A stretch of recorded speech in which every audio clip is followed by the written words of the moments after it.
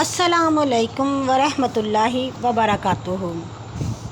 ایک روایت سے یہ چیز واضح ہو جاتی ہے کہ اجماع اہل سنت اور ائمہ اسلام کی کہ جناب رسالت مآب صلی اللہ علیہ وسلم اپنی زبان فیض ترجمان اور لسان معجزہ سے خود فرماتے ہیں۔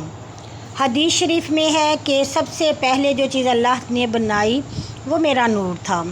الغرض یہ چیز با اتفاق ثابت ہے کہ اللہ تعالیٰ نے سب سے پہلے نور محمدی صلی اللہ علیہ وسلم کو پیدا کیا، پھر ان کے نور سے تمام فرشتے، عرش اور کرسی، لوح و قلم، بہشت اور دوزخ، جن و انس و ساری مخلوقات پیدا کی۔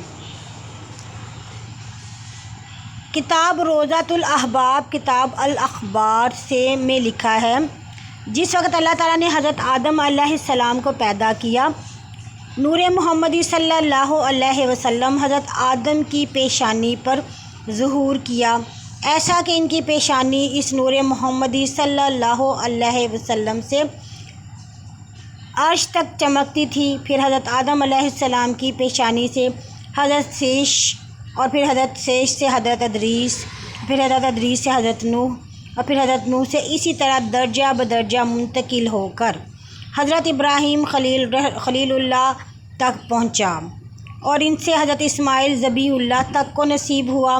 بعد اس کے نسلاً بعد نسل عبد المناف تک پہنچا، اور عبد المناف کے 4 بیٹے تھے، ان کے نام عبد الشمس، ہاشم، عبد المطلب اور ابو نوفل، اور ہاشم رسول صلی اللہ علیہ وسلم کے دادا تھے۔ رسول صلی اللہ علیہ وسلم کو ہاشمی کہتے ہیں، اور عبد المطلب امام شافعی کے دادا کا نام تھا، اور عبد الشمس ابو جہل کے باپ کا نام تھا، اور ابو نوفل لا ولد تھے۔ وہی نور محمدی صلی اللہ علیہ وسلم کا عبد المناف سے ہاشم کو ملا، اور بعد فوت ہونے کے عبد المناف کے ہاشم کو مکہ کی ریاست اور کنجی خانہ کعبہ کو ملی۔ اتفاقاً انہی ایام میں مکہ میں قحط پڑا، اور اکثر آدمیوں کو رات و دن فاقہ گزرتا تھا، چنانچہ ہاشم کو اللہ تعالیٰ نے اپنے فضل و کرم سے اور اپنی برکت کاملہ سے تونگر کیا تھا۔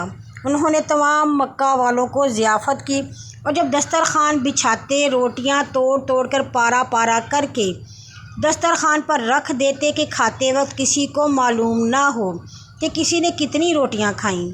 اسی وجہ سے ان کا نام ہاشم رہا، اور اول نام ان کا عمر تھا، اور ان سے عبد المطلب پیدا ہوئے، اور پھر عبد المطلب سے کئی بیٹے پیدا ہوئے۔ انہوں نے نظر مانی اللہ تعالیٰ سے کہ اگر میرے 10 بیٹے ہوں گے تو میں ان میں سے ایک کو اللہ کی راہ میں قربان کروں گا۔ ایک روایت میں ہے کہ جب ہاشم کو مکہ معظمہ کی ریاست ملی تو خوشخبری ملی کہ چاہے زمزم میں حضرت اسماعیل ذبیح اللہ نے خزانہ جمع کر رکھا ہے تو چاہے اس کے اندر سے نکالیں۔ پھر انہوں نے وہ چاہ کھودا تو اس کے اندر خزانہ نہ پایا، اور اللہ کی مرضی سے پانی بھی اس کا سوکھ گیا۔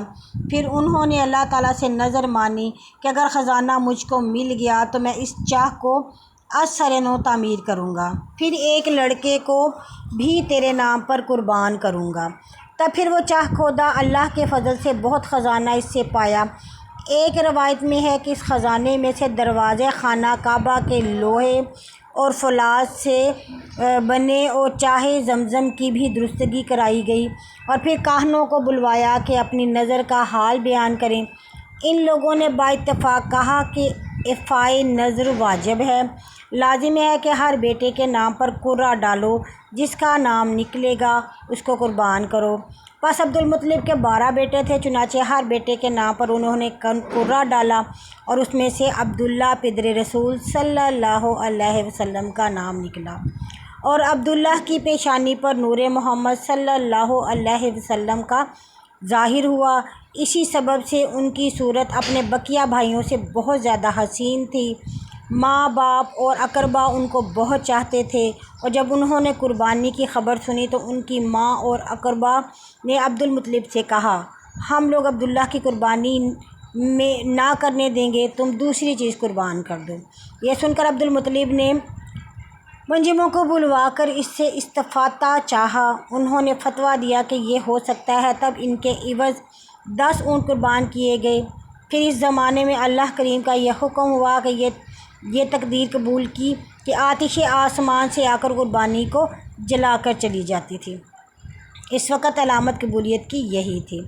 بس وہ 10 اونٹ قبول نہ ہوئے، پھر 10 اونٹ بھی کیے گئے، یہ بھی منظور نہ ہوئے، آتش آسمان سے نہ آئی۔ بس اس طرح 500 تک عبدالمطلب نے ذبح کیے، اور بعض روایات میں ہے کہ 100 اونٹ ذبح کیے، پھر بھی وہ قبول نہ ہوئے۔ پھر جب قریش و اقربا نے مل کر اللہ کی درگاہ میں تذرع و مناجات کی، اس وقت ایک آتش سفید مثل دودھ کے آسمان سے نازل ہوئی اور تمام قربانیوں کو جلا گئی۔ تب وہ قربانی اللہ کے دربار میں قبول ہوئی۔ پھر سب خوش ہو گئے اور ہر ایک ان میں سے اللہ کا شکر بجا لایا۔ اس واسطے رسول صلی اللہ علیہ وسلم نے فرمایا، میں 2 ذبح کیے ہوں کا ہوں، یعنی اسماعیل ذبیح اللہ اور دوسرے رسول صلی اللہ علیہ وسلم کے والد عبداللہ ابن مطلب۔ حضرت محمد صلی اللہ علیہ وسلم کی والدہ کا نام آمنہ بنت وہب ابن عبد المناف تھا۔ ایک روایت میں ہے کہ عبداللہ کہیں کسی کام کو جاتے، راستے میں خواہر رقیہ بن نوفل سے ملاقات ہوئی۔ وہ عورت کتب سوامیہ سے بہت واقف تھی، وہ بہت خوبصورت اور صاحب عصمت تھی اور مالدار مکہ میں مشہور تھیں۔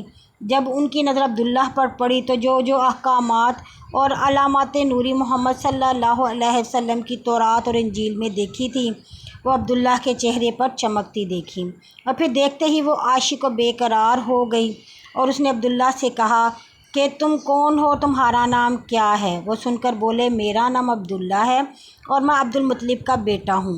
وہ بولی کہ تمہارے باپ نے نذر قربانی کی تھی؟ کہا ہاں، بے شک نذر مانی تھی۔ وہ بولی کہ میں دختر نوفل ہوں اور خواہر رقیہ اور تاجرہ ہوں، اگر تم مجھ سے نکاح کرو گے تو 100 اونٹ کے بوجھ اور مال اور خزانہ تم کو دوں گی۔ اور یہ معلوم نہ تھا کہ عبداللہ نے شادی کی ہوئی ہے یا نہیں۔ پھر عبداللہ نے ایک بہانے سے اس کو جواب دیا اور کہا، بہت اچھا، اپنے باپ سے پوچھ کر ان سے اذن لے آؤں۔ تب عبداللہ اپنے گھر میں جا کر اپنی بیوی آمنہ سے ہم بستر ہوئے۔ تب وہ نور محمدی صلی اللہ علیہ وسلم منتقل ہو کر آمنہ کے رحم میں آیا اور آمنہ حضرت محمد صلی اللہ علیہ وسلم کی والدہ حاملہ ہوئی۔ اس کے بعد صبح اٹھ کر عبداللہ اس عورت کے پاس گئے جس سے کل وعدہ کر کے آئے تھے۔ جا کر اس سے کہا، کل جو تم نے مجھ سے نکاح کی بات کی تھی، اب میں آیا ہوں۔ وہ عورت بڑی عقل مند تھی۔ عبداللہ کے چہرے کی طرف جو نظر کی تو وہ نور متبرک نہ دیکھا۔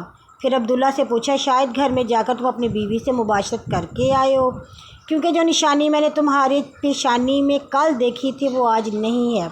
وہ بولے، ہاں، جو تم نے تجویز کی وہ سچ ہے۔ تب وہ بولی، اب مجھ کو نکاح کی ضرورت نہیں، کیونکہ جس لیے میں نکاح کرنا چاہتی تھی سو بات اب ہو چکی۔ ایک روایت میں ہے کہ جب صدفِ شکم آمنہ کا در یتیم محمد صلی اللہ علیہ وسلم برآور ہوا، عبداللہ نے وفات پائی، آمنہ بیوہ ہو گئیں۔ رسول صلی اللہ علیہ وسلم کے پیدا ہونے کے پہلے 1 ماہ 22 دن ابرہہ نام ایک بادشاہ یمن میں تھا۔ وہ مردود خانہ کعبہ کے توڑنے کو بڑے بڑے ہاتھی اور بہت سا لشکر لے کر آیا تھا۔ اللہ تعالیٰ نے نبی صلی اللہ علیہ وسلم کی برکت سے ان کے ہاتھ سے خانہ کعبہ کو محفوظ رکھا۔